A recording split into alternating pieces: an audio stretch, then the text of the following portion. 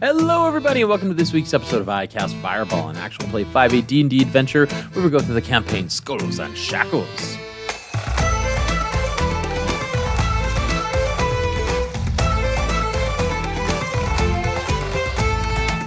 I'm Thomas, your DM for this adventure, and around the table we have... Lieutenant Ignis, Harkon. Chozo Libik. Buster! Bilgewater! We're in a chase! We're running! We're through a labyrinth!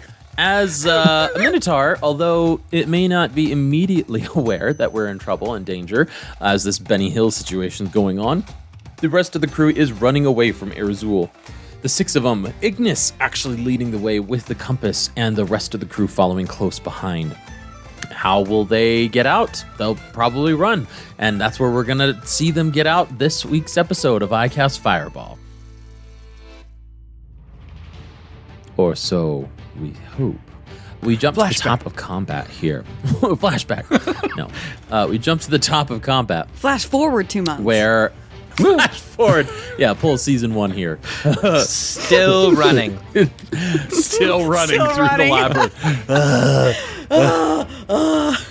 Max, you are at the top of the initiative. The Minotaur only closed one distance between all 6 of you. So, Max, I believe you were 3, 2.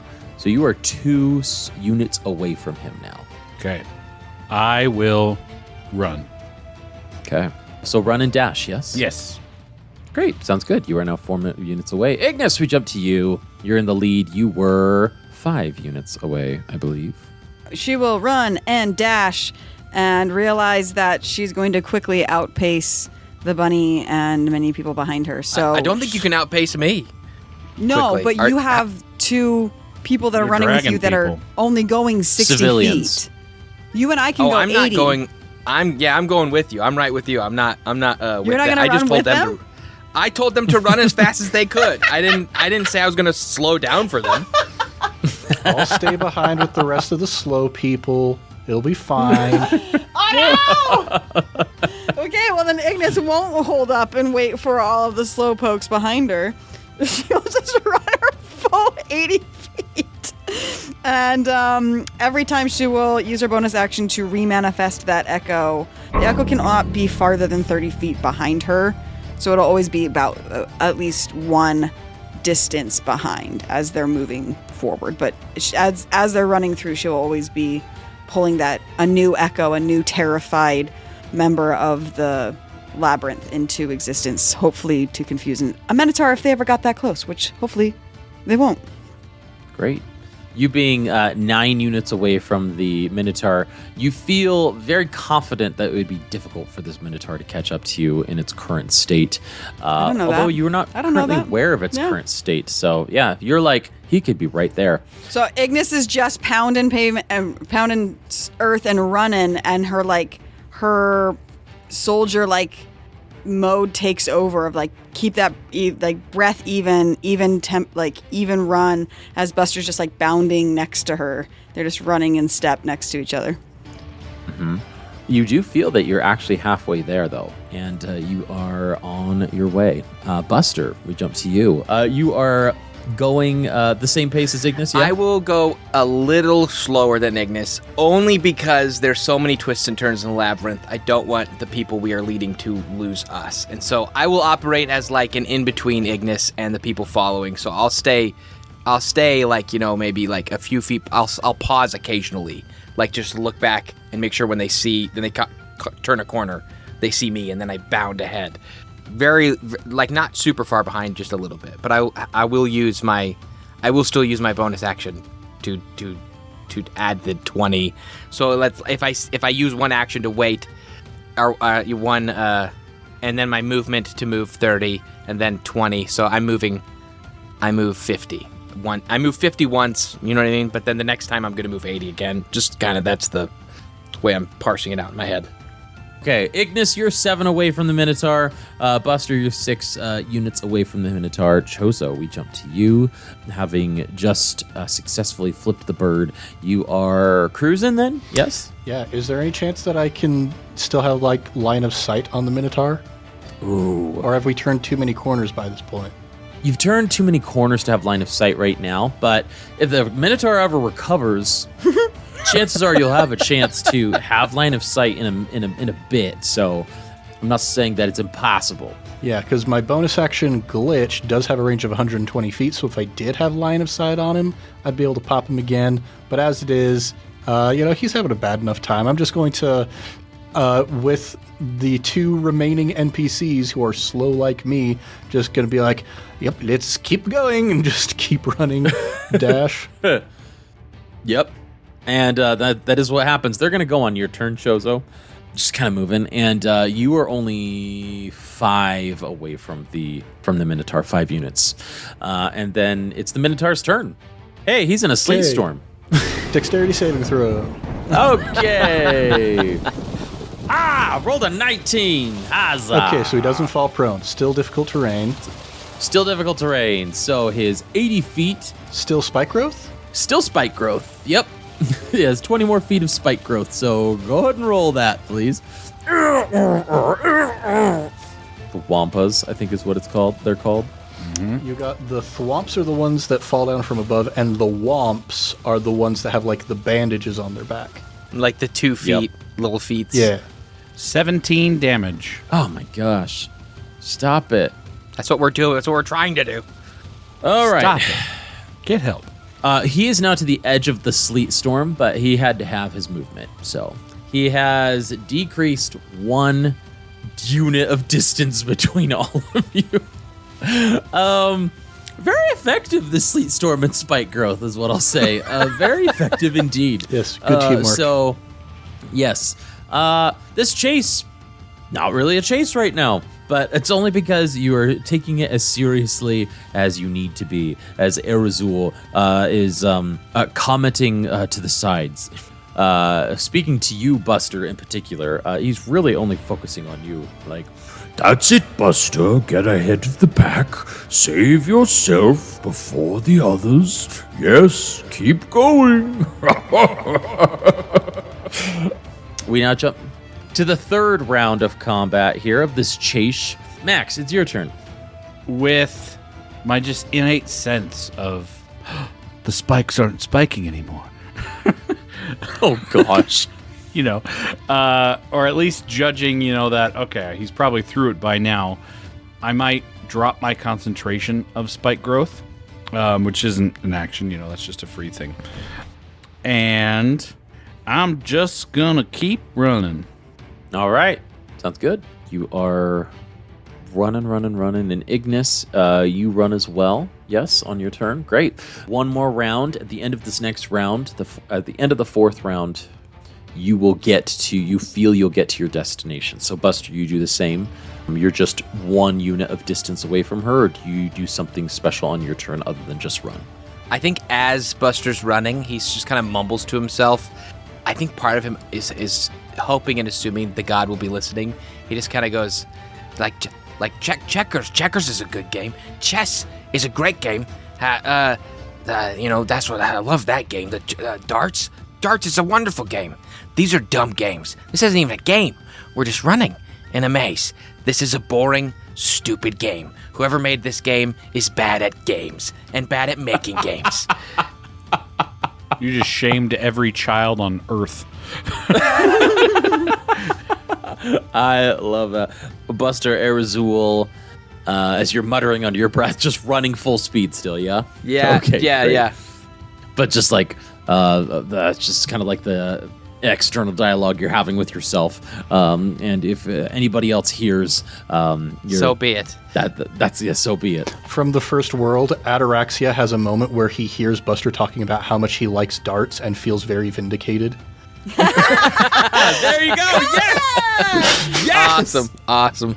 And I'm down to, I only have 1 more rabbit hop left. So next turn will be my last rabbit hop use. Okay. All right. Chozo, just running, yeah? No, I'm going to drop a second sleet storm behind me. Oh, no way! Okay. You just go... So you let the civilians go a little bit ahead of you. So you were only 2 units away, maybe 3 units. You will be only 2 units away from the Minotaur. Actually, no, you'll still be 3 because of the sleet storm halves their difficult terrain. Well done as you drop another sleet storm here and just... and then you still run after them. The Minotaur, having burst through the first sleet storm, it disappeared, right? And he goes... and just and then gets to another sleet storm like when you just hear screaming as they have to spend half their movement going through the sleet storm, not able to see. And we're going to see even more deck saves in upcoming rounds. And next time, yeah, they are only halfway through this next sleet storm, so yes, not even halfway through actually, one fourth. Great. The top of the round, Max, you are running still, yes? Yes. Okay. This chase sequence is riveting. Mechanically, this is just you run and then you get there. Ignis, We're just waiting. we're just waiting. Yep, that's it. Surely there must be better chase mechanics. Ignis, at the end of your turn, you run and you actually get to the location that is pinging. I'll describe theater of the mind for my players here. I'll describe what you see before you. It is a simple room. There is a roof on this room, though. It's a bit translucent, but there is a distinct roof on here, and there is just an energy sort of like that you feel crackling through you as you enter. Buster, when you enter, since your next turn it's going to be your next turn, right? Yeah, but I will, when I was running through during one of the times that I kind of paused to check on everybody, I had a brief vision, and I grab a stick or a pole that's just sitting there, and I lean it just barely against the wall, so like enough shaking could drop it, because in my vision I can see that eventually the Minotaur will reach here within a sleet storm and fail their dex check. Because it'll knock the stick over and trip them. Yeah. Love it. Love that flavor. Ignis, you feel this crackling though, and Buster, as you're going to enter this room, you feel this arcane energy as well. Chozo, as in a turn or two, will describe it as interplanar energy magic that is just coalescing into a singular point. But you also recognize it, Ignis, as the same type of energy that you felt back on the port of Olo on the mountain when you answered those stupid riddles from the Ent and you had the color changing hair. It was that same type of energy, that same type of like feeling that you had as you were taking in the surroundings. And there is a small stone archway. It's about halfway up on the wall, and Ignis, if you were to go through it, you'd actually have to duck a little bit because you're a bit tall. But currently, there's only stone filling the archway. Does that make sense? Like, you can't walk through that archway, but you feel, and the compass is pointing towards it. It's very clearly pointing towards it. But you're like, I clearly, and you go up, you feel it, and it's just stone in the archway itself. So you can touch it. Okay. Yeah, you could touch it, you could feel it. You're like, there is obviously magic here. What is happening? Why can't I move through this? Perfect. But you are here. That was your entirety of your turn, is to get there, and then with a little flavor to let you know what you see when you get there. Perfect. As Buster enters that room and sees Ignis pounding with her fists on this barrier, she'll shout over to him, because it's an intense moment, and trying desperately to feel like, keep her voice like she hasn't just been running for 3 minutes. Bunnyman, what is this magic? Bunny man. Pirate lady. This is not the time for jokes. Bunny man. Lizard person. I don't know. I can't cast while I can't breathe. I gotta catch my breath first. I can't cast and I can't breathe. You are not quite in the room yet, because you are a bit slower. You stayed behind to ensure that. But on the next round, you will get into the room as you have full sprinted, okay? So even though it is your turn after Buster, you are not quite there. And thanks to Buster's quick thinking and Chozo's Sleet Storm, the Minotaur fails this dex save. Okay, what did he roll? Yeah. What did he roll? An 8. An 8, okay, yeah. So with an 8, you Sleet Storm, you hear echoing through the labyrinth. Just this screaming of the Minotaur. Slamming its fists and kicking on the ground like having a full fit. And the Sleet Storm is 80 feet in diameter, right? Correct. So he's still not out of it. He is still inside the Sleet Storm. It will take him, if things go well, it will take him 2 full rounds to get into this room. If things go poorly, it will be 3. Let's just keep that in mind. So, Max, your turn. You puff into this room and you take in the civilians were right behind you. They're going to get here in just a moment. You see Ignis pounding on this archway, Buster catching his breath, looking around this room. You, as the captain, you see a few... I'll just describe the room in its entirety, since I know that's going to be the question moving forward of what else is in here. The archway is clear. There are 4 distinct pedestals, though, and they are forming this, they're surrounding a circular symbol in the middle of the room, which you can't see what the symbol is, but it's clear that they are circling this, and there are a bit of vines actually growing here, which is a bit unusual. You haven't seen vines in the labyrinth. There is like plant life. It's a minor plant life here, and so there is some distinct signs that this is clearly the room for transportation, right? So that's what I'll give right now. Max, you were able to get in here without dashing, though, because of your speed and stuff. So you may take 1 action and your bonus action in this room. My action, I will cast, again, Protection from Evil and Good on Buster. Between creatures, gods, and men, obtain protection from them. We will cast that onto Buster. And Max will, after he does that, he kind of looks around the room, realizes this might be a puzzle, and just inside his mind, I hate puzzles. And he'll order the crew, figure it out. And he will stand at the doorway, ready to receive the Minotaur and take it one-on-one if need be. Okay, sounds good. We jump to Ignis. I mean, can I use an investigation? I feel like investigation's like one thing, perception's like the whole room. I'll let you investigate either the archway or the pillars. Let's do the pillars. Investigate is kind of also the umbrella skill for deductive reasoning in D&D. Yeah, that's what Yes, because she has yes. high intelligence. It's not just That would seeing, be the it's puzzle solving, deducing the yeah. puzzle. Yeah. I liked how you put that, Ned. Deductive reasoning is what, even though like perception is taking something in. Yeah, Right. That's good. Because her passive insight is her passive investigation is 17 because she's observant. That's right. Yep. So let me give you this. Not only did you see before a roll, and then we'll have a roll to see what new things you get in addition, right? Okay.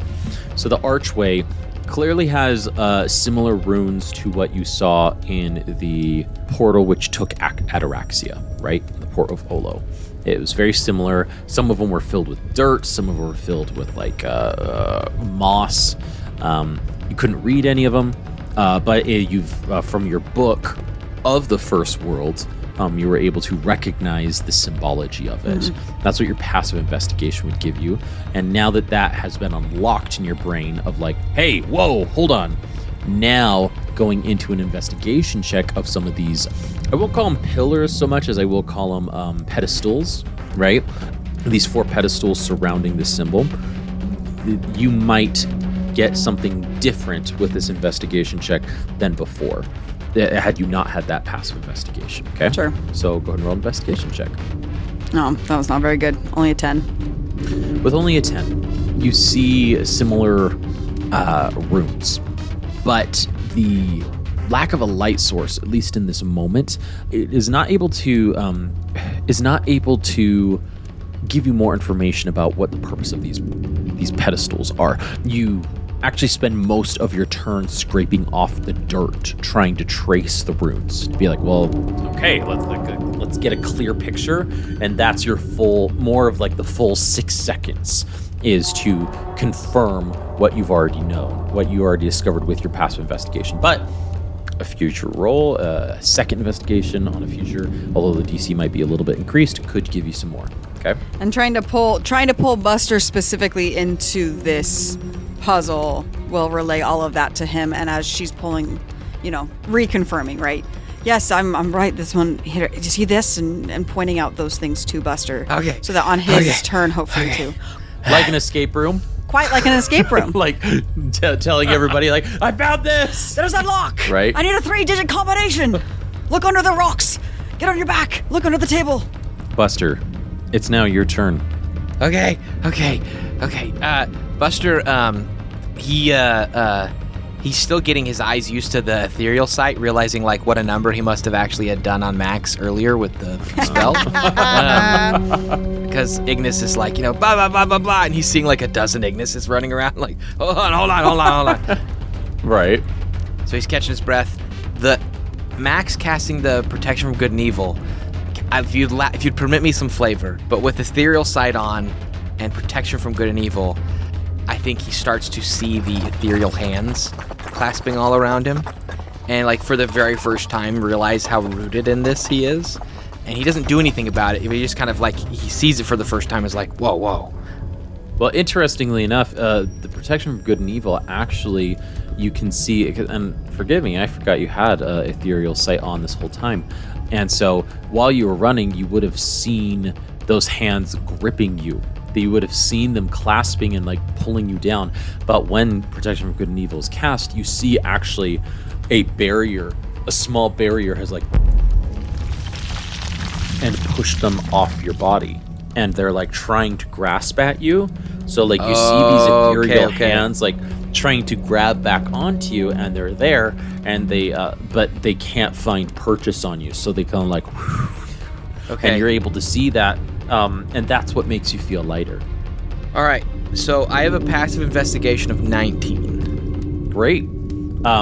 With Ignis giving you everything that she did, she goes, this is what I got. With a 19, you're able to deduce that the 4 of these pedestals require just magic. Elemental magic.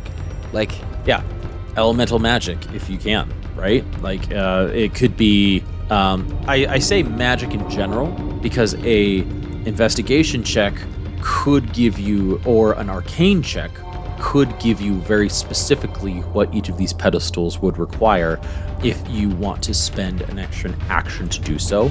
Or you can just start slinging magic at it because you're like, they need magic. Here we go.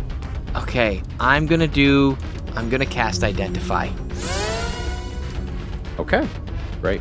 I put my hands on one of the pedestals, or 2 of them if I can reach 2 at one, and... Well, Identify does have a minute casting time. Oh, it takes a full minute to cast. No, hold on. Yep, it does. Hang on. Shoot, I always get sidetracked because it is also a ritual spell, but the ritual casting itself is also extra long. So then I don't do that. I'm gonna Mage Hand. Okay.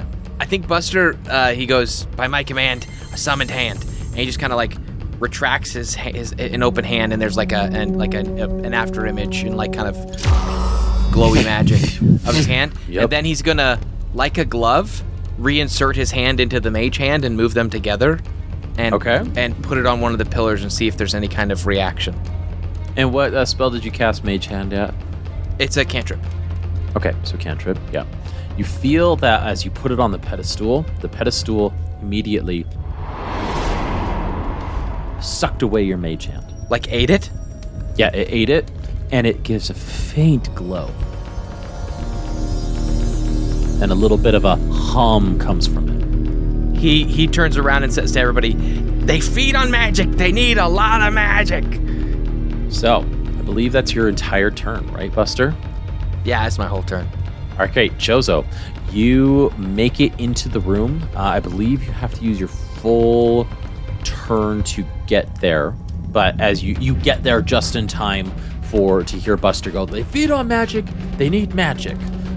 Not able to use any actions. You could use a bonus action, since that's not movement required. Do you have a bonus action, which you can contribute on this next run? They need magic. I'll have my torchling attack one of the pillars with some fire damage. Okay, a torchling. Let's see, what's a torchling? Oh my gosh, have we seen this? The torchling is the one that looks just like a little sort of flickering flame that floats around my head. Oh, okay. So this is, and I apologize, Ned, could you give me, so it's fire damage, and the torchling is a magical creature, so it's doing magic damage. It is a minor spirit, deals fire damage, 1d6 fire damage, ranged attack 60 feet. Yeah, okay, let's have it attack. Yeah, go for it. All right. That's And it's the same one that Buster did. Yeah, 17 is what I got. Oh, yeah, it's a AC of 8, so. Cool. 4 fire damage. 4 fire damage. The fire goes in as this magic damage goes in, and it starts to glow. But it's not what color is your mage hand, Buster? Did we say it was yellow because like your yellow scarf? Yeah, kind of like yeah. Well, I have a red scarf, but it's like my magic is like ethereal gold. Yeah. I was thinking of Lance, sorry. So it's starting to glow, not the color of your scarf, not the color of your fire, the fire damage, just this blue, this like bright, almost white blue. And its humming starts to increase. Ignis, you're right by the one of the pedestals. It's not humming because Buster went to a different one, but you glance at the corner of your eye, the archway itself, you see some of the runes at the bottom covered by mud are trying to shine through. So something is happening, something is working. Chozo, great. The Minotaur, as I said, if things go well, it's going to be in this room in 2 turns. So let's see if things go well right now for this Minotaur. Dexterity saving throw. 3. Cool. Oh my gosh. Did not go well. Just, at this point, Erizul pipes up and goes, Zamkin, this is just sad. This is just pitiful. You are the ruler of this labyrinth, and yet you are a child to these playthings. And you all block it out because you're like, we got to get the F out of here, right? And so there is commentary happening from Erizul that has been diverted away from you currently, which could be to your benefit, actually.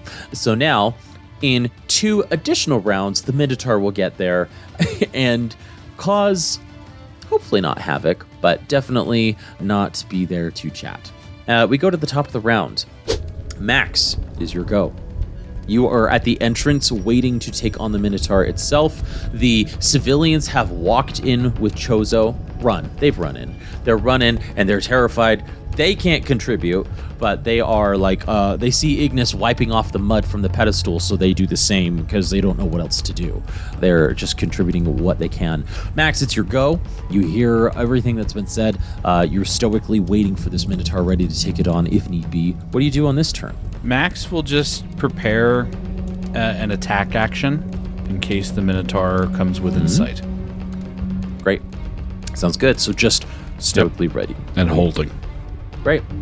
Holding. All right, we jump to Ignis then. Ignis, it's your go. So there's 4 pillars. 4 pedestals. Right. Yep. One is softly glowing that Buster had put a cantrip into, and another one is glowing more brightly that Chozo put magic It's into? the same one. Oh, it's the same one? Yeah, so just one has been affected so far. It's not fully bright, you feel. The humming, you feel like it hasn't been set in place, if you will. Like there's still more magic that it can suck up from it. When we were up the mountain by the port of Olo, Ataraxia moved the things into a certain order, but they were also like elementally attached. These have Seasonal. Yeah, sorry, Yes. you're right. Sorry, seasonally they themed. I don't know. These ones are they're elementally attached because I think I said that backwards. Are these ones elemental and the other ones were seasonal, or these are like the ones? It's not been confirmed that they're elemental. It's not been confirmed that they're like the ones from the Portavolo or that they are elementally charged. Just magic itself seems to have been sucked up and is now charging the pedestal. And that's what Buster's figured out so far. Magic from Chozo's sprite, is what I'll call it, seems to have also charged it. Magic, it seems to be doing it, not necessarily elemental. An elemental magic. Then that was, I guess, my question, because we used Mage Hand and then Fire, and they were both accepted or eaten. Correct. The same way. They Okay. were both eaten by the pedestal itself. Thank you. That was my actual question. I just said it in like way too long of a way. So That was kind of why Buster did Mage Hand, is he wanted to see if it was like just general magic, if general magic like could affect it. Yeah. Ignis, being a celestial being that does not have a whole lot of magic because she punchy things, will... Do you have a magic weapon, though? I do. I have a couple of things that I can do. She will close her eyes and say a desperate prayer to Rolterra, who has not been listening. And as her hands are clutching at corset that she has around her chest, her hands start to glow with her healing hands spell, I guess. It's just, it's a touch spell. You regain hit points equal to your level. It's an ability that Asimars have. And so she just reaches a glowing hand out to the pillar that she's next to, not the one that is being charged by those two. Great. How much health? Hit points equal to my level, so 11 hit points. Wow. Okay. As you pump this in, the pedestal glows brighter than the pedestal next to Buster. It is a bright yellow, almost a white yellow. Okay. And this one does appear to be, in fact, sorry, I should have prefaced it this, should have said it this way. This bright yellow actually starts at the bottom and goes all the way to the top. And it's like, and you feel this sucking from your hand as it's pulling it out of you before it goes to the top, and you hear and the pedestal itself actually shifts and moves to where it's like facing into the sigil circle on the ground. You look over to the archway, and there are yellow runes halfway up that are light. So it seems like the runes on the left and the right of the archway are emblazoned bright with a white yellow light. Well done. One of the 4 pedestals are now charged. To the room, Ignis will announce, "We need stronger magic!" And she'll move to another inert pillar with her movement. Sounds good. That is Ignis's turn. We go to Buster. Okay, bigger magic, bigger magic. He kind of slaps his hands together. He goes, okay, you want big magic? I'll give you big magic. He spreads his legs wide. He goes, I don't know how to do this without a staff. Okay. So he has to just pretend he has a staff. It's the only way he knows how to do the somatic elements of this. So he pretends like he's holding his staff, and he goes, the north winds fall as south winds raise, storm winds blow, and thunderous wave. And then he's going to open both his palms and slam them on the ground as hard as he can in the center of the room. And in a 15-foot radius around himself. Can he hit all the rest of the pedestals? Well, first off, what spell are you casting this at? Thunder Wave. Casting it at 5th level. It's my last 5th level spell. 5th level. Okay. Sounds good. So, your goal is to try to hit as many of the pedestals as possible. Yeah, because I could do a lightning, but if I can get all 3 or all 4, whatever, like from standing in the middle of them all, I want to do that. Yeah, so it's interesting. As you do this 5th level, powerful magic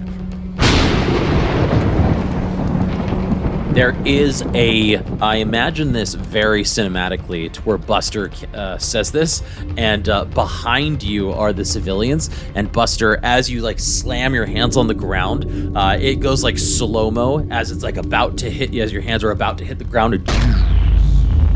and as you hit the ground immediately cracks just in your surrounding area, like where your hands touch, not in the sigil breaking any of the magic. And rock immediately just like, starts to ricochet away from where your hands hit because of how powerful and intense the magic was. And you see this like sound wave of like air and dust moving through the air towards each of the pedestals. The one right next to you, Buster, immediately gets filled with that white blue light instantly. Now, as it does that, a lot of the spell actually gets eaten by it, right? But not all of it. So the shockwave almost, you can see we'll call it your ethereal sight, but just because you're a wizard, you can kind of see, like, as it should have traveled out, you can see a good portion of it going into this pedestal. And then the remaining shockwave goes into another one and actually fills that one all the way up as well into a white-orange light, a third pedestal, and both of the ones that you were right next to and the one across from you gets filled up, and they turn towards the circle, and the runes on the archway, they light up. There's only one more pedestal left that needs to be emblazoned for this archway, hopefully, to open up. But yes, well done. All right, that's the biggest magic I got. Chozo, you are now in the room. You're seeing the impressive display of magic in here. One final pedestal needing to be filled. Yeah, Ice Storm. Ice Storm, right on. You Ice Storm and you... Is that going to hit all of us? So I'm going to arrange it in such a way, it's a 40-foot tall cylinder, 20-foot radius. So I'm going to try and angle it so that it doesn't hit anybody, because that would be an average of 27 damage. Take out the 2 civilians we've got with us right away. Oh no, Tim! Oh no! There must be a blood sacrifice! Not again. Sacrifice. Not again. Excellent. As you Ice Storm how do you activate Ice Storm again, Chozo? Is it from your one of your floating... My minor spirits? Yeah, minor spirits, or... This one is from Elazar, and it is separate from Sleet Storm. That's right. That's right. So this is the big damage dealing one. Sleet Storm is just the debuffing one. Yeah. As you cast it, you just hear in your mind, "Ooh, friendly fire, I see." As you Ice Storm. As you cast it, though, it starts to like form normally, but you've focused the point and like are directing it towards that pedestal. So as you are, as it's starting to form and swirl and get cold, and you see this ice starting to form, the pedestal itself actually starts to slurp up all of the magic, and the effects that would be normally happening just seem to be funneled into this pedestal itself. This one being filled with a white-green light as it's being, from the ground up, transformed, just drinking hungrily this 4th level Ice Storm spell, completely filled up as it turns to the center sigil. Finally, the archway itself finally has all of the runes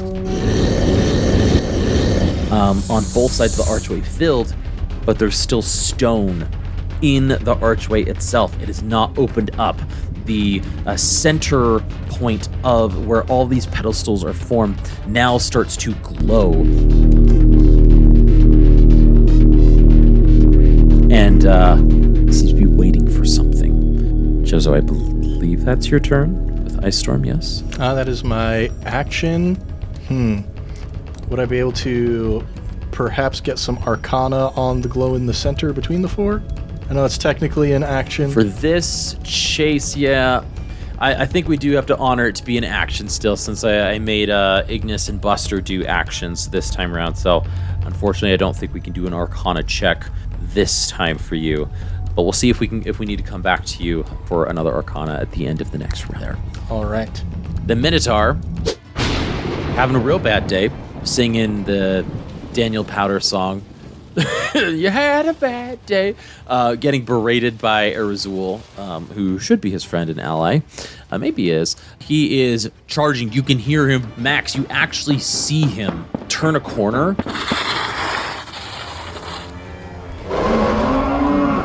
He's within 80 feet of you. I have readied an action, and it is not my turn yet. Yes. So you can have take readied this an action.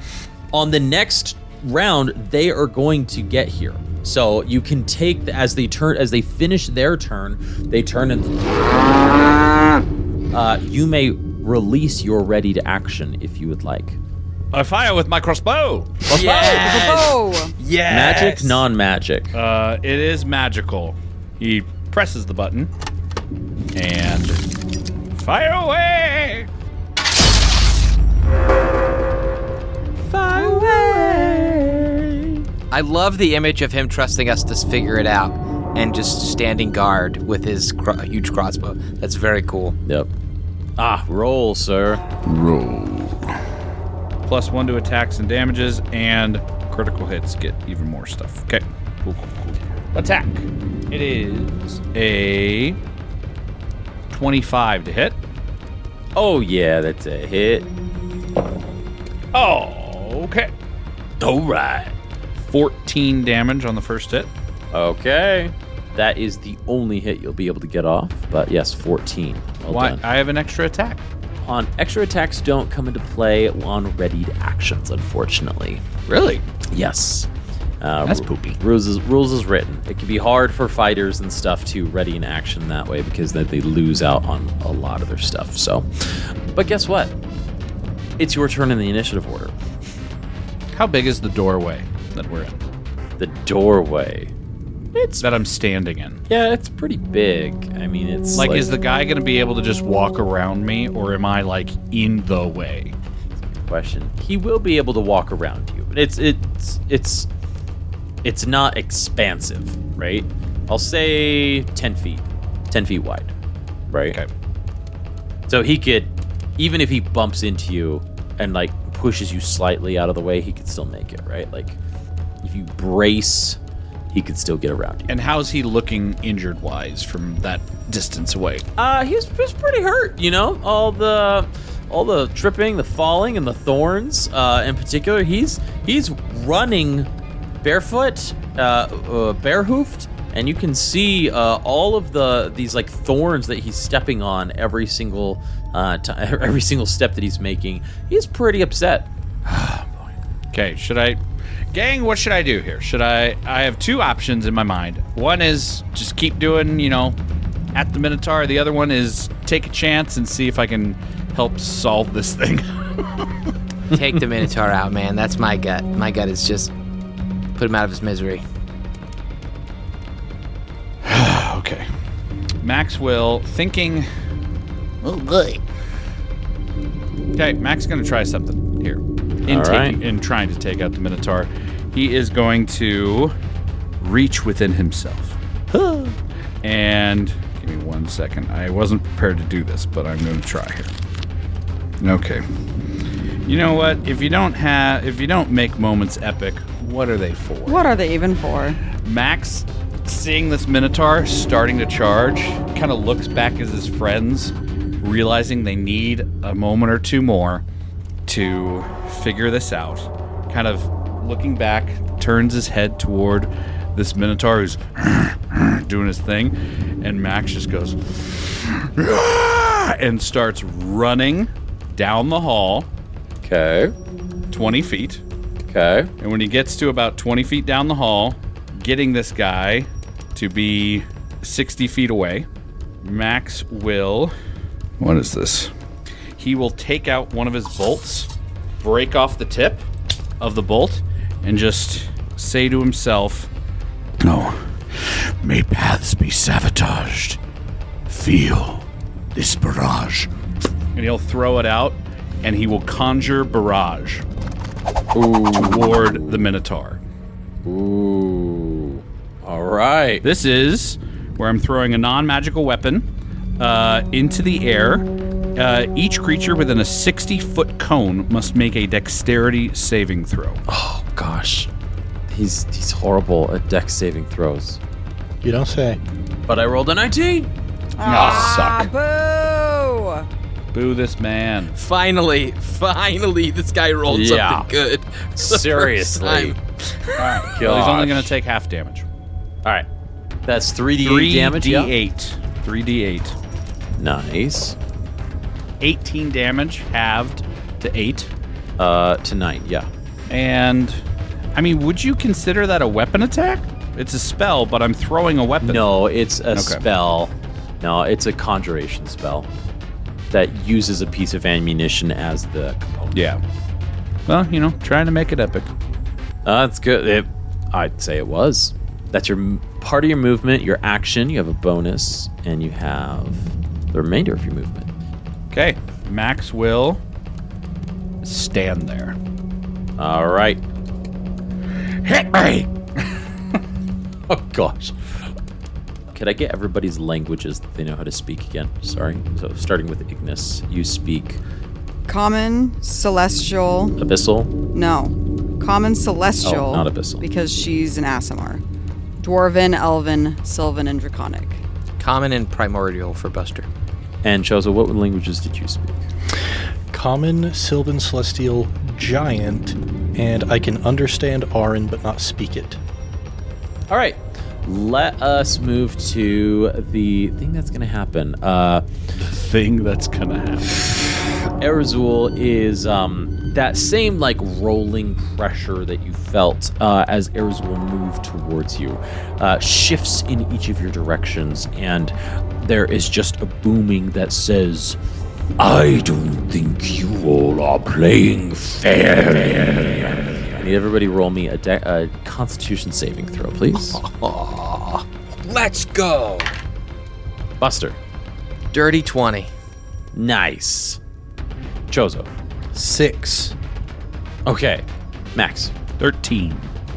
All right. And Ignis. 11 with a +5. Whoa. Whoa! Wow. Boo. Oh. Incredible. We all rolled poorly. Yeah, we all rolled poorly. I rolled 2d10 damage and got 3. So Oh no! Buster's the only one that succeeded. So Buster, you 3. take half of that, which is 1. And the rest of you take 3. Ow! Are you serious? That's what you get bludgeoning for messing damage. with my barrage, man. Oh my gosh. The dice giveth, and they taketh away. Oh, the paper cut of it all. Yeah, that is. So, okay. Erzul being very intense, but then it just seems actually where you currently are, the reason why it's not as intense is the magic of this room actually seems to be a buffer against the labyrinth itself being filled and fueled.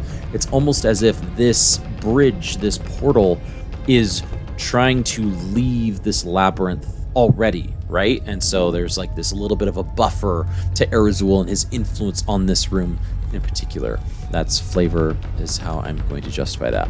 I like Ignis, that. it is your go. I love that you guys love Theater of the Mind. I really struggle with Theater of the Mind.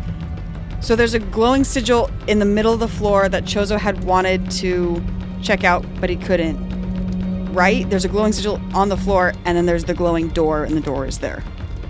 Yeah, and you actually can see and read the sigil. Awesome. It is in Sylvan, which you know. I do know. And as you read the words, it the sigil itself, it just says the deeper meaning of home, essentially, On the floor? on the floor. So yeah, the pedestals, they all turn towards the sigil in the center. The archway is glowing, still blocked by that stone, but that sigil is glowing on the floor.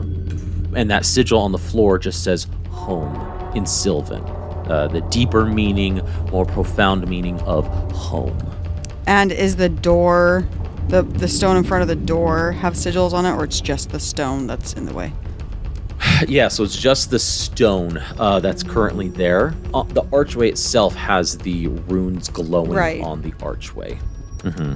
But you can't pass through yet. So this is where playing a high intelligence character with a low intelligence player really struggles. Because to me it feels like we should pour them. Give me your intelligence score, actually. What's your intelligence score then, Mickey? 14. 14, great. You continue on with what you're saying. So I feel like, based on what we did with the pillars, we should pour magic into the home sigil. But my video game brain says, no, we should break the stone and then we'll be able to freely pass through the stone to the other side. Okay, that's fair. With your 14, this is what I'll say that Ignis would probably be able to deduce right now, right? With the glowing sigil in the center, I feel like it's almost like a glowing red button, right? It is like, oh, this might be the activation point of it. You feel like activating this somehow with the sigil of home through some means will probably get you to where you want to go, or at the very least be the final step with your 14 intelligence score there. Perfect. With Buster holding the chest of emotional baggage, Ignis will put her hand on the top of his head and shove it down as she reaches over him to get into the chest, and will pull out Zoul, her magical weapon, and poise it at, for lack of a better phrase, the glowing red button, and shout at Max, who just left the area, even though we already lost Araxia once to being in the wrong area, that he just left the right area. We'll shout back, Max, where are you going? We got to go! And she'll hold her action for the return of Max, I guess. Great. Sounds good. Sounds good. Ready to say or do the activation until Max can get there. Okay. Now, Max is not in the room, and he just went, right? So we'd have to wait a whole round for him to get there. Correct. Well, you should have told me that before we... But so Ignis holding her action. Buster. Could I do something still? Yeah, it's your Okay. turn, Buster, in the initiative order Awesome. here. I like that we still have this thing rolling, because there's something narrative I'd like to do, because I feel like we've mostly solved the puzzle, and Yes. as Buster was trying to decipher what to do with the door, he was starting to think about the knock spell, and but then getting his head shoved down and looking, he's like, we've got it, we've done it, this is it, this is the way through. He kind of stops, and he was reciting the words in his head, and he kind of stops and thinks, sealed by rock, rope locker key, and he thinks back to his mom teaching him to memorize all of the rhymes, and and now he's realizing it doesn't really matter what he says. He's got it it's about the intent of what he's saying, and the rhymes weren't all that mattered. Even his staff apparently he didn't need so there's so many arbitrary rules his mom forced him to learn when he was learning his magic. And I don't know, the language of it seems significant to him, and he looks at the grasping hands being ethereally held back, and he looks down at his chest, and he puts his hand on his chest, and he kind of steps up to the doorway where Max was looking out, and he kind of looks up to see this giant rock god, and he goes, he's trying to look him in the face and be like, I'm done with you, Ersul. I don't care for your boon. Sealed by rock, rope, locker key. Now break, unravel, release, and set free.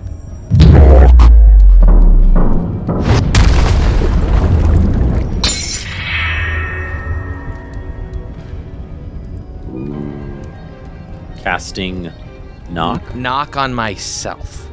Okay. And I will go ahead, thematically and mechanically, I have not been using my feet at all. My feet has been the boon, the Eldritch Magic. I have 2 spells that I have not been using because he's refused to take that advantage. And so I'm okay killing my feet for the sake of this, narratively. Like, just eliminating that benefit in my character. Okay. Accepting the consequence of losing this feat, of losing these abilities, this magic, This power. this power. Coming to this realization, coming to all of this, I want you, Buster, to roll a intelligence check. So basically, I want you to roll using your intelligence modifier, your spellcasting modifier. Okay. And what spell are you casting knock at? Oh, it would be, let's see here. Fourth level. Yeah, it doesn't technically, it's not a leveling up spell, but I will give a 4th level spell slot to it. Yeah. I want you to add 4 to this intelligence skill check, but roll it with advantage. Okay. Foregoing and willing to give this up. Okay, so just a D20 Advantage. plus my spell modifier. Yeah. Mhm. Okay, first roll's a 4, Or 4. and the second roll, another 4. I'm going to use my inspiration. You got 2 4s? Yeah, in a row. Here we go. The inspiration roll was a crit fail. Oh my gosh. Nuh-uh. Okay. Are you gonna Yeah. accept the fail, or are you gonna do another inspiration? I got inspiration. So, just the one inspiration for this time. So we got 2 4s and a 1. So with a 4 plus 4 plus 4, Plus 5. so that's 13 total. Okay. With Yeah. with a roll of a 4. Okay. Buster, you cast knock, looking at Erzul, and Erzul looks down at you. And as you say this incantation, there is a moment on his face where his confusion turns to fear. And he actually starts to quicken his pace to get near you as you cast knock. And as you cast knock and you thrust your hands out, there is an explosion of noise as knock is just resounding.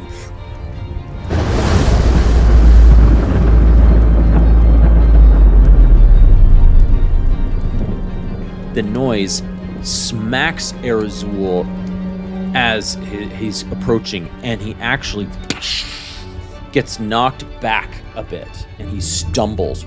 It blows him back. His hand, as he was outstretched, rock flies off of his hand, just revealing rock underneath because he's all rock. But as he is blown back by this powerful, impactful, deliberate moment in his realm, with his bond purposely broken, with full intent of Buster, you feel and see with your ethereal eyes those grasping hands dissipate and disappear. And like he falls to like one knee because he feels like a bunch of muscle mass just left him real quickly. Like he's like feels weakened by it, but like also like he can breathe easy for the first time in his life. Yeah. You feel the presence of Erzul, which has been with you for a long time, finally having dissipated.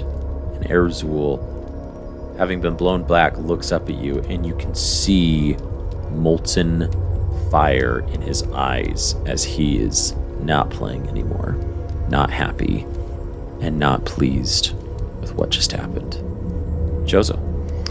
Okay, Max is 20 feet into the corridor. Kareen the Displaced gives me Misty Step at will. I Misty Step to Max, grab him, Yes. and with my movement, drag him back into the room. Let me go! Let me go! Let me at him! Let me at him! It's like Max knows he needs to go back, but at the same time, he's a monster slayer, and this is literally a monster running down the hallway. Yeah. So it's kind of like the moment where the person's like, hold me back! Hold me back! But they're not really actually trying to break through to go fight. they're like, So it's "Ah." like, let me go! Let me go! But he's like, I gotta go along with it. Nice. That is enough to get you both into the room. Like, really, like, as soon as you cross the barrier, Chozo, I imagine you yell to Ignis, right? Mm-hmm. Yeah. You yell over to Ignis, like, Ignis, we're here! And Ignis, you're ready to action. What was that? To stab Zaul into the sigil in the ground and expel all 3 of the charges in the trident. All 3 charges of the trident. As you do, each one of them, the blinking light goes brighter, brighter, brighter. Before it's just... The entire room glows. In fact, from one corner to completely going clockwise, a full 360 degrees, there is vines and growth and moss that immediately just starts to grow, that as it goes from each segment of behind each pillar changes with the seasons. It starts in spring, and then it goes to summer, and then it goes to autumn before going to winter, before the entirety of the 360 degrees of the room, as this humming and this buzzing just keeps filling your ears more and more and more and more. As it's finally completed, you see all 4 seasons start to spin around you. The archway is not spinning at all, and the stone and this just black expanse, Chozo, which you're familiar with, like, all right, here we go again. And each of you get pulled and stretched like spaghetti. As each of you get pulled through this black expanse, traveling, all 6 of you, before the stone goes right back into place. 6 of you having left the labyrinth. And that is where we're going to end this week's episode of I Cast Fireball.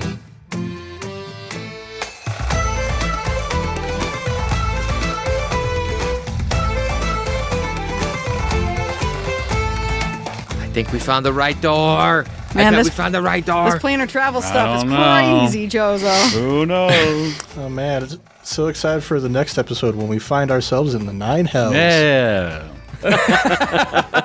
Roll Terratine. No. Oh, Josh, what a cool moment. Yeah. What a fun improv moment I wasn't there with anticipating Arizul. anything would ever happen with that. Yeah, that's wild. Another beautiful moment of improv that you set up Knock years ago at this point. Like, you wrote the spell for Lock I wrote it. over a year ago to then have that moment. Gosh. Yeah, no, that was literally, that was Josh going like, oh, maybe I used the knock spell, and I was reading it, and I was like, ooh, this could be narrative. Oh, man, we'll have to see what consequences happen with that 13 that you rolled. It's going to be so I know. fun. I couldn't get away from the bad rolls at the very end. Well, players, Ned, Mickey, Josh, Jacob, of course, thank you for playing. Listeners, thank you for following along with us. We love having you on this journey as we hopefully are going to dive into the first world in our next oncoming episodes, and hopefully coming across our favorite captain at Araxia. Now, if you like what we're doing, you feel free to leave us a 5-star review in the podcatcher of your choice, or shoot us an email at castfireball2020@gmail.com, where you can get shouted out on an episode. For instance, Galen shot us an email, said, subject line, I like Treasure Planet. Galen, I too like Treasure Planet. It's very fun. It's very good. It's very whimsical and adventurous. Galen, thanks for reaching out to us. Also, you can be like... Oh, Marin. There we go. Marin sent us an email where they said, hi, ICF crew. They're currently on episode 52 of season 2, which I'm sure they're caught up by now because it's been a little bit since we got this email, saying that we provide wonderful background noise for other activities and lovely stories and great humor. And Max is probably their favorite character, being a great blend of humor and tragedy. Marin, thank you so much for the email. Thank you for reaching out to us, and we just love hearing from everybody how they're interacting and what they enjoy about this season as well. We want to shout out our sister podcast, though, Improv Tabletop. They've also got fantastic seasons over there. Many seasons, more seasons, dare I say, than ICF does, Ned. I mean, you've got like 20 seasons, Ned? Is that right? Am I overestimating there? We've got 26 Fate campaign, no, 23 Fate campaigns we've done. We've got 3 Avatar campaigns that we've done. We've got the Tension Builders that we're running right now. For our patrons, we had Dumbledore's Delinquents and also Miceborn, and we're currently doing Serpent Sea Sagas. So we have a few. So if any of those sound fun, and the 23 Fate campaigns, if you're like, what are those? Go check them out. And don't forget to leave them a 5-star review on the way out. Lastly, don't forget to like, subscribe, and share with your friends and fellow wacky adventurers. But until next time, I'm John Mr. DM, and around the table we have... Lieutenant Ignis Harkon. Maximus Shuns. Chozo Levesque. And Buster Bilgewater. Let's keep that fire going, everybody, and we'll see you all next time.